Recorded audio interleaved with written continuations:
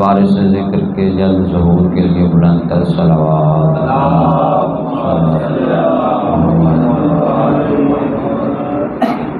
خون حسین خون ناحق کے بدلے کے لیے وارث کے جلد ظہور کے لیے بلند تر صلوات۔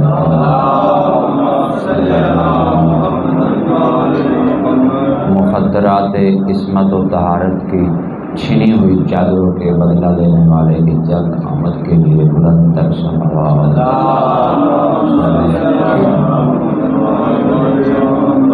اعوذ باللہ من الشیطان اللعین الرجیم، بسم اللہ الرحمن الرحیم، الحمدللہ المالک المحمود المالک الودود، مصور کل مولود و مالک کل مطرود، ساتح المہادی و موقظ الاوتار و مرسل الامطار و مسہل الاوتار، عالم الاسرار و مدرکها و مدمر الاملاک و مہلکها و مکور الدہور و مقررها و مورد الامور و مدبرها۔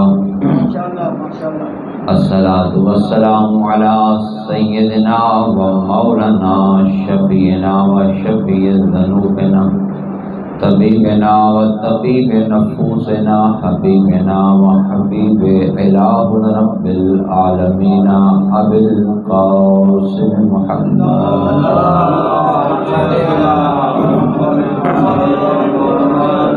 وعلى آلہ الطیبین الطاہرین المعصومین المنتجبین المنتخبین المظلومین الذین اذهب اللہ عنہم الرجس وطہرہم تطہیرا۔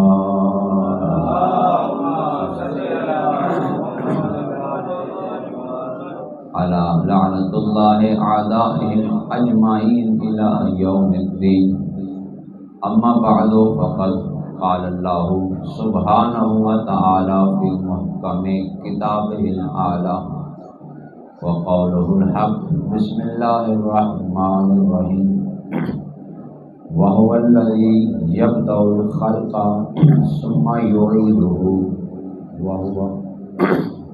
وهو اہون علیہ وَلَهُ الْمَثَلُ الْأَعْلَىٰ فِي السَّمَاوَاتِ وَالْأَرْضِ وَهُوَ الْعَزِيزُ الْحَكِيمُ۔ صلوات پڑھ لیجیے۔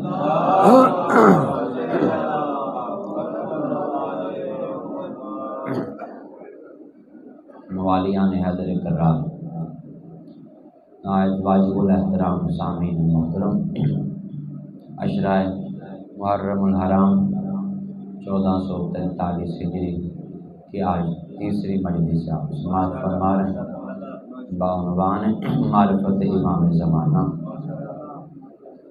ارشاد ہو رہا ہے سورۃ الروم کی آیت نمبر 27 میں، وَهُوَ الَّذِي يَبْدَأُ الْخَلْقَ ثُمَّ يُعِيدُهُ، وہی وہ ہے کہ جس نے خلقت کا آغاز کیا اور پھر دوبارہ وہی پیدا فرمائے گا۔ وَهُوَ أَهْوَنُ عَلَيْهِ، اس کے لیے یہ کام بہت آسان ہے۔ وَلَهُ الْمَثَلُ الْأَعْلَىٰ فِي السَّمَاوَاتِ وَالْأَرْضِ، اور اس وہ کے لیے آسمانوں اور زمین میں مثل اعلیٰ ہے۔ وَهُوَ الْعَزِيزُ الْحَكِيمُ، اور وہ اللہ جو ہے زبردست غلبے اور حکمت والا ہے۔ مل کے ذرا صلوات پڑھ لیجیے۔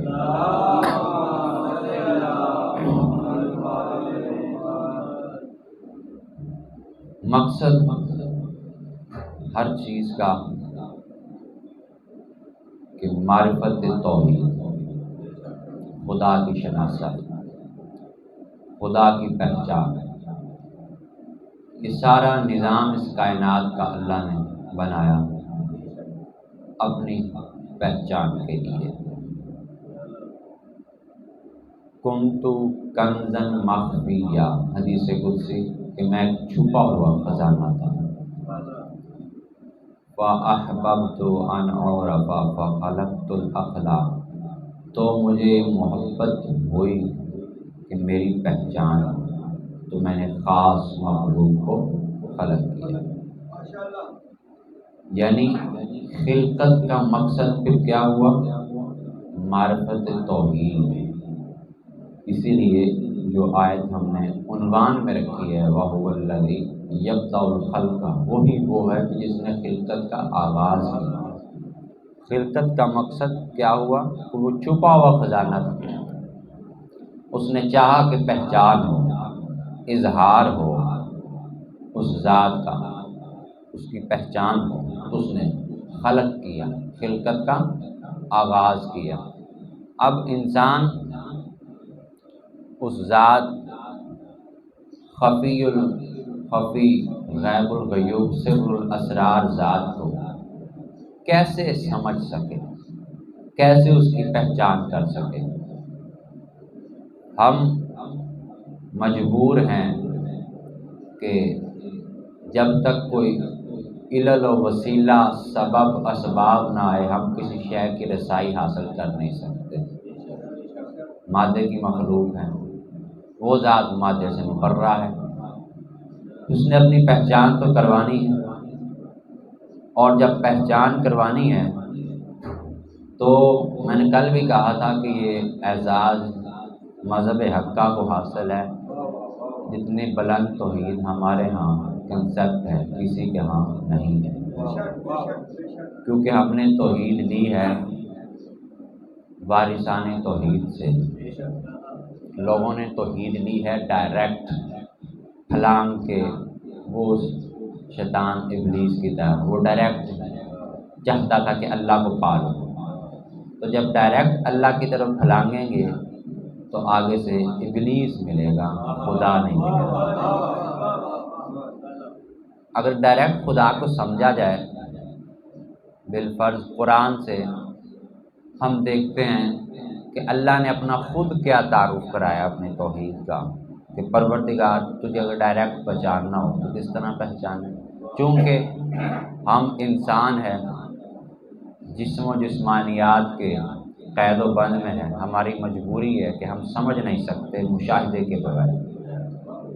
اور قرآن میں اللہ نے انسان کو اپنی توحید کی پہچان کے لیے بھی کئی طریقوں سے سمجھایا ہے۔ تقریباً 10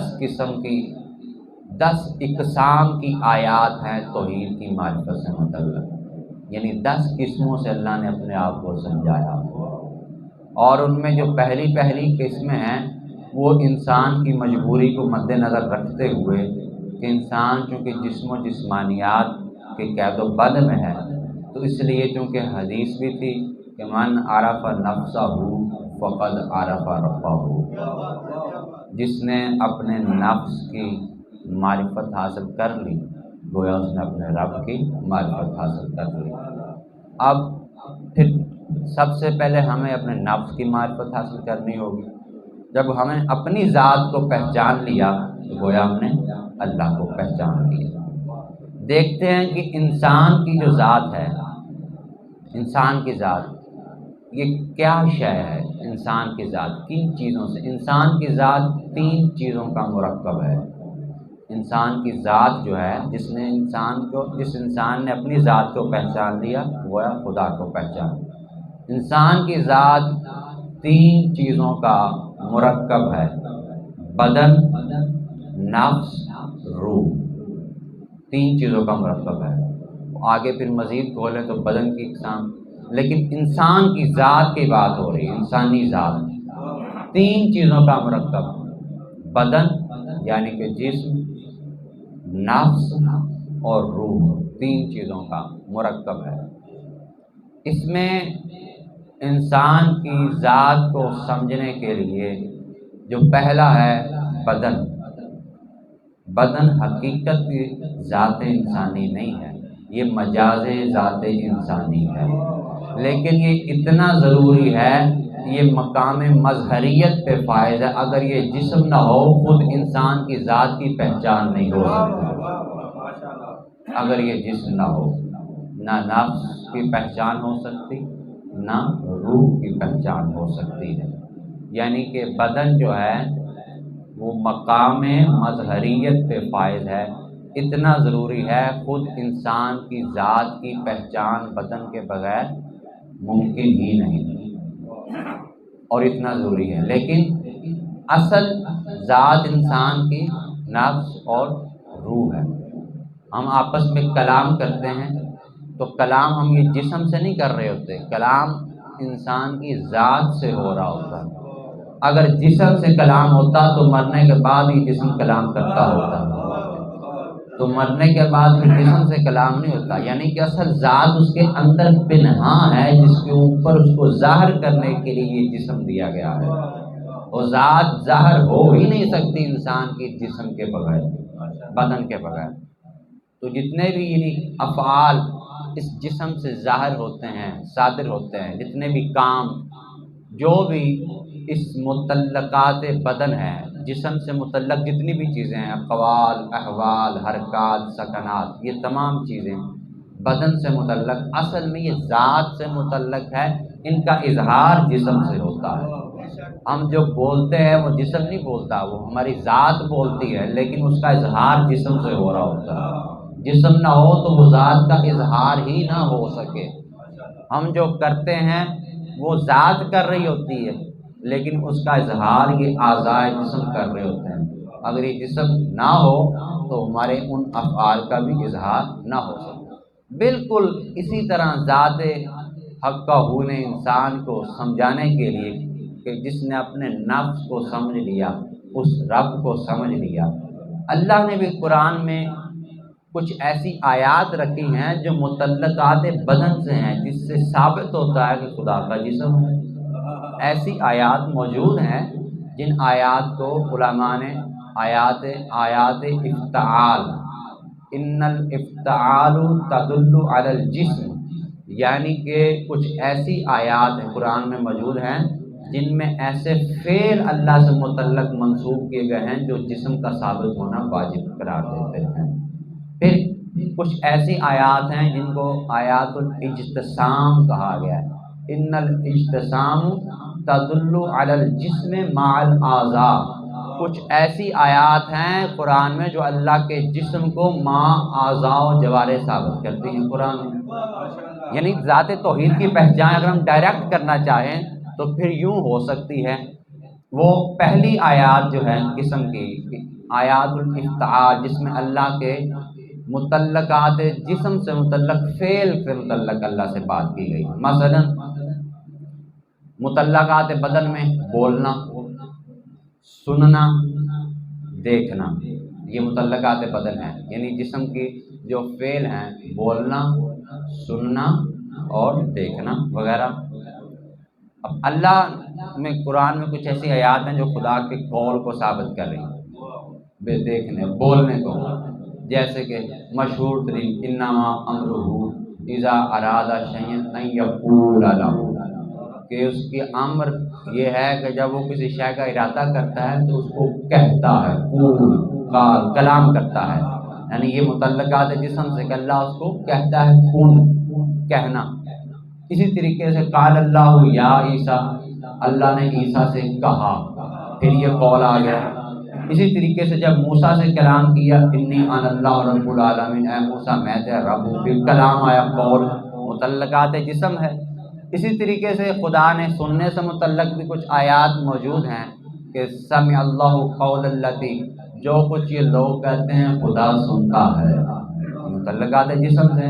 نماز میں کہتے ہیں سمیع اللہ لمن حمیدہ، جو بھی اللہ کی حمد بیان کرتا ہے اللہ سن رہا ہے، متعلقات جسم ہے، یعنی خدا سننے سے باتیں بھی آ گئی، زبان قول کے متعلق بھی آ گئی، دیکھنے سے متعلق بھی آیات اللہ نے قرآن میں رکھی ہے۔ ولا ينظر الیہم یوم القیامہ، کہ قیامت کے دن اللہ کافروں پہ اپنی نظر ہی نہیں فرمائے گا، کچھ ایسے ہوں گے جن پہ اللہ نظر فرمائے گا۔ تو یہ نظر سے متعلق بھی آ گیا۔ یاد مل کے ذرا صلوات پڑھ لیجیے محمد اللہ۔ چونکہ ٹائم بڑا مختصر ہوتا ہے اس لیے اس کو مد نظر رکھتے ہوئے، یعنی آیات افتعال، کچھ اللہ نے ایسے فعل قرآن میں بیان کیے ہیں، کچھ ایسے کام ہیں جو متعلقات جسم ہیں، جیسے کہ वमा रमैता इज़ रमैता वलाकिन अल्लाह रमा, कि हबीबी जो कंकरियाँ फेंकी तूने नहीं बल्कि अल्लाह ने फेंकी थी। फेल आ गया, मुतल्लकात जिस्म है कि अल्लाह ने पत्थर हाथ से उठाया और फिर फेंका। ठीक है, इसी तरीके से फिर कुरान में और आयात मौजूद है, वलाकिन अल्लाह क़तलहुम, ए मोमिनो तुमने काफिरों को कत्ल नहीं किया बल्कि अल्लाह ने कत्ल किया है। मौत देना और बात है, कत्ल करना और बात है। फेल खुदाबंदी जिस्म से मुतल्लक फेल है। यानी अगर हम इस तरह से खुदा को समझेंगे कुरान में तो फिर तो खुदा जिस्मों जिस्मानियात में आ गया। अल्लाह सुनता भी है, अल्लाह देखता भी है, अल्लाह बोलता भी है, उसके हाथ भी हैं, जिससे कहा कि यदुल्लाह फौका ऐदिहिम, बैत रिज़वान जब हुई तो अल्लाह का हाथ सब हाथों के ऊपर है। या इब्लीस मा मनाका अन तस्जुद आदम लिमा खलक़तु बियदैया, इब्लीस तुझे किसने मना किया उसको सजदा ना कर जिसको दो हाथों से खलक किया। अब अल्लाह के दो हाथ भी आ गए, या दो हाथ भी आ गए, बोलना भी आ गया, सुनना भी आ गया, कहना भी आ गया। फेल भी अल्लाह से मुतल्लक आ गया कुरान में, आयात इफ्ताल भी आ गई, आयातुल इज्तिसाम भी आ गई कुरान में। चेहरा रह गया, चेहरे से मुतल्लक कुल्लु शैइन हालिकुन इल्ला वजहहू, हर शय को हलाकत है सिवाय उसके चेहरे के। अल्लाह का चेहरा भी कुरान में आ गया, कुल्ला शैइन फ़ान व यबका वजहु रब्बिका ज़ुल जलाल वल इकराम, हर शय को फना है सिवाय उस रब्बे ज़ुल जलाल व इकराम के चेहरे के। यानी कि पूरा जिस्म तो अल्लाह ने कुरान में साबित कर दिया अपना। अब कुरान से अगर हम समझेंगे मारिफत तौहीद तो फिर अल्लाह जिस्म वाला मानना पड़ेगा, या तो फिर कोई जिस्म वाला खुदा मान लो, या फिर कोई ऐसा जिस्म मान लो जिसके जिस्म को खुदा अपना जिस्म कहता हो।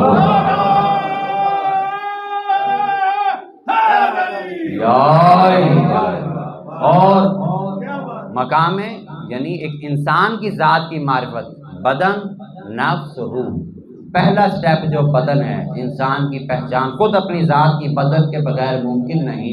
अल्लाह ने इंसान की मजबूरी को मद्देनज़र रखते हुए, चूँकि बदन के बगैर इंसान समझता नहीं, लिहाजा उसने बदन यानी मकाम मज़हरियत पे पाया। अल्लाह ने भी अपने मकाम मज़हरियत पे वक्त की हुज्जत को फाइज किया होता है। तमाम वो फेल और वो हरकात और सकनात जो बदन से मुतल्लक है वो वलीउल असर ज़मान से सादर हो रही होती हैं और वो कहलाती खुदा की ज़ात के लिए होती हैं। मिल के ज़रा सलावत पढ़ ली जा रहा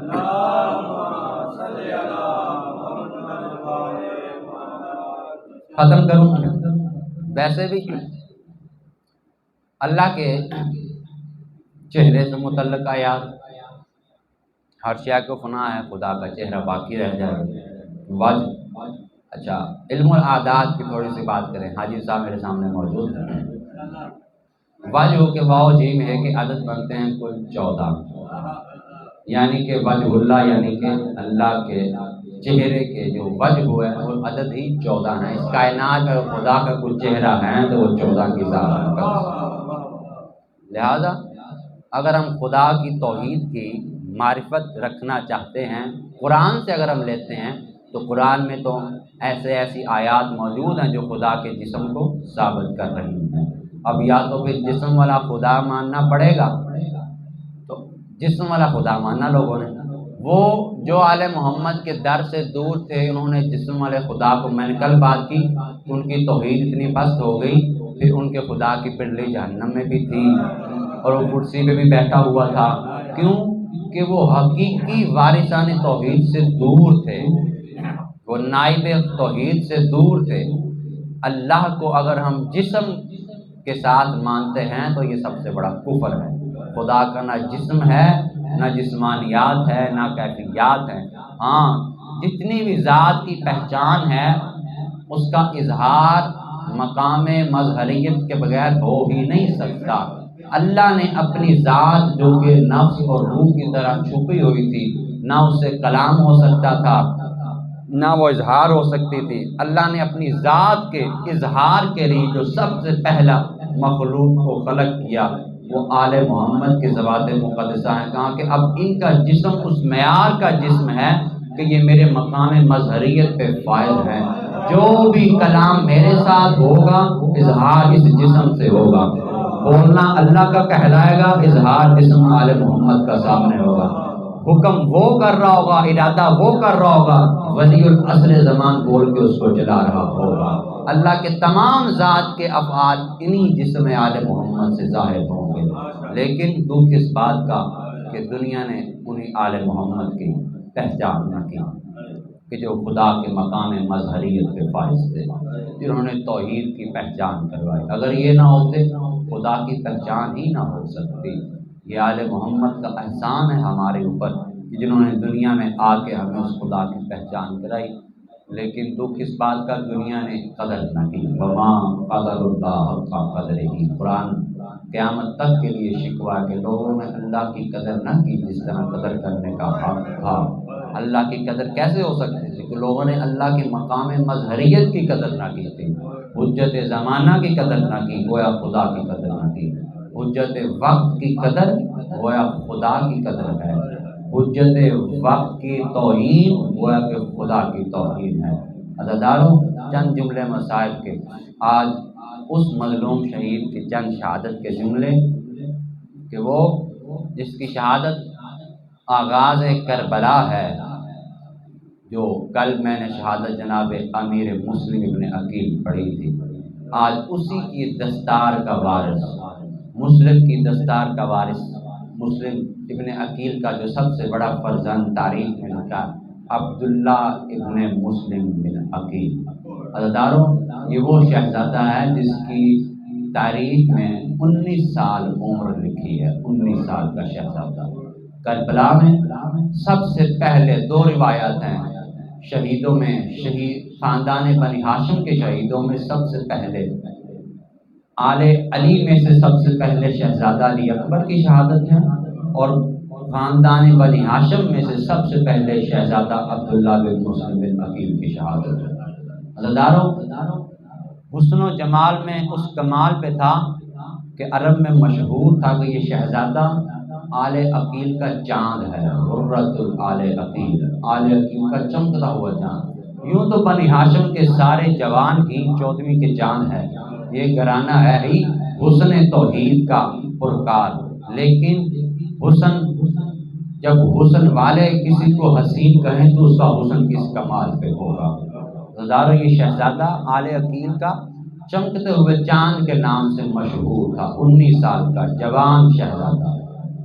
اجازت دی آقا حسین، مجھے اجازت دیجیے، بیٹا تمہارے باپ کی شہادت ہمارے لیے کم نہیں ہے، تمہارا حصہ ہو گیا، تم اپنی ماں کو ساتھ مدینہ لے کے واپس چلے جانا، ہماری کوئی نسل باقی بچ جائے گی۔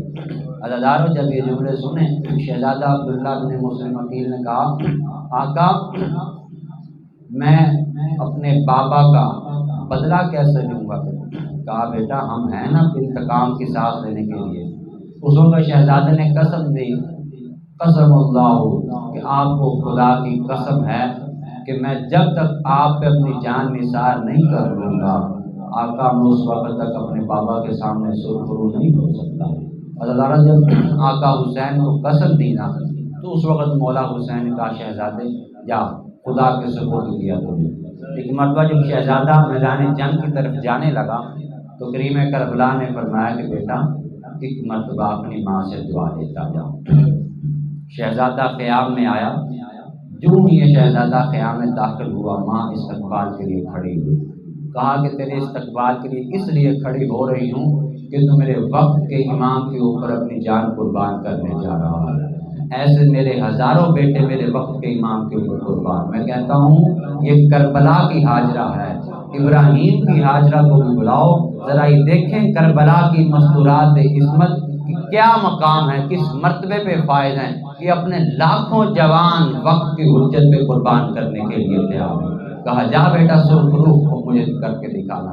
عزادارو، اس شہزادے نے ایسی عظیم جنگ کی، وقت نہیں ہے، جب لوگوں کو پتہ چلا کہ یہ مسلم ابن عقیل کا فرزند ہے تو انہوں نے کہا کہ یہ اسی مسلم کا فرزند ہے جب اکیلا مسلم تھا تو کوفے کو سانس نہیں دینے دیا تھا، وہ مسلم ضعیف تھا، یہ مسلم کی جوانی ہے۔ عزادارو، ان لائنوں نے ایک ایسے جنگجو کو بھیجا جو سب سے زیادہ ماہر تھا نیزہ باز میں۔ جب یہ لائن داخل ہوا میدان جنگ میں تو اس نے شہزادے سے مسخرہ کیا، وار کرتا اور میدان سے باہر نکل جاتا، دوسری بار وار کرتا اور جب شہزادے کا وار کرنے کا وقت ہوتا تو میدان سے باہر نکل جاتا۔ فوج اشقیا ہنس رہے تھے، مسخرہ اڑا رہے تھے۔ جب تیسری بار یہ وار کر کے بھاگتا ہوا میدان سے باہر گیا، شہزادے نے تکبیر کی آواز بلند کی اور ایک مرتبہ ایسا ذوالفقار کے وار کیا کہ اس ہنستے ہوئے لائن کو منہ کے جبڑوں سے تلوار کو چیر دیا، اوپر کی کھوپڑی اوپر رہ گئی، نیچے کا جبڑے کے ساتھ جسہ نیچے رہ گیا۔ اس طریقے سے ایسے بلند شہزادے نے اس لائن کی لاش کو گھوڑے سے پکڑ کے آسمان میں یوں پھینکا اور کہا کہ دیکھو بنی ہاشم کا مذاق اڑانے والوں کا یہ حال ہوتا ہے، جان لو ہم خاندان ابو تراب ہیں، ہمارے ہاتھ میں ذوالفقار ہے، ہم پابند ہیں شریعت کے، ہماری پہچان کر لو۔ عزادارو ایسی عظیم جنگ کی کہ میمنہ کو میسرہ کو میمنہ۔ ایک مرتبہ شہزادے نے ایسی جنگ کی کہ قلب لشکر میں داخل ہو گیا، خیام سے اتنا دور آ گیا کہ جب پیچھے دیکھا تو چاروں طرف سے فوج نے گھیر لیا تھا۔ عزادارو جب فوج نے گھیر لیا، جنگ کرتا ہوا شہزادہ ایک لمحے کے لیے اس کے چہرے پہ تھکاوٹ کے آثار نمودار ہوئے۔ ایک لائن اس تار میں بیٹھا تھا کہ کوئی وقت آئے کہ میں وار کروں۔ عزادار جب اس نے دیکھا کہ اب شہزادہ تھک چکا ہے، اس لائن نے ایک نیزہ تیر کا نشانہ لیا، جو ہی وہ تیر شہزادے کی طرف پھینکا، جناب عبداللہ نے جب تیر کو اپنے قریب آتے ہوئے دیکھا تو اپنے آپ کو بچانے کے لیے یوں ہاتھ کیا۔ عزادار و روایت نے لکھا کہ وہ تیر ہاتھ سے نکلتا ہوا شہزادے کی پیشانی میں پیوست ہو گیا۔ اب شہزادے کا ہاتھ پیشانی کے اندر پیوست ہو گیا، اب ہاتھ نکالتا تھا، ہاتھ نکلتا نہیں تھا۔ چاروں طرف سے فوج اشقیا نے گھیر لیا۔ ایک لائن نے سینے کا وار کیا، عزادار جب سینے کا وار کیا نا تو اب شہزادہ زین پہ قائم نہ رہ سکا، جو ہی زین سے زمین پہ آیا ایک مرتبہ بلند آواز سے کہا السلام علیکم یا ابا عبداللہ۔ عزادارو جب جناب غازی عباس کو پتہ چلا کہ مسلم کا شہزادہ زین پہ آیا ہے، عباس دوڑتا ہوا میدان کی طرف آیا۔ یہ لائن کہتا کہ جب مجھے پتہ چلا نا کہ عباس آ رہا ہے، وہ میرا تیر بہت قیمتی تھا، میں نے بڑی کوشش کی اس تیر کو نکال لوں، تیر تو نہ نکلا لیکن تیر پیشانی میں ٹوٹ گیا۔ عزادار یہ لائن کہتا ہے کہ جو ہی عباس میدان میں پہنچے اس وقت تک تیر ٹوٹ چکا تھا، سانس نکل چکی تھی۔ مسلم کا شہزادہ انا للہ و انا الیہ راجعون، الا لعنۃ اللہ قوم الظالمین۔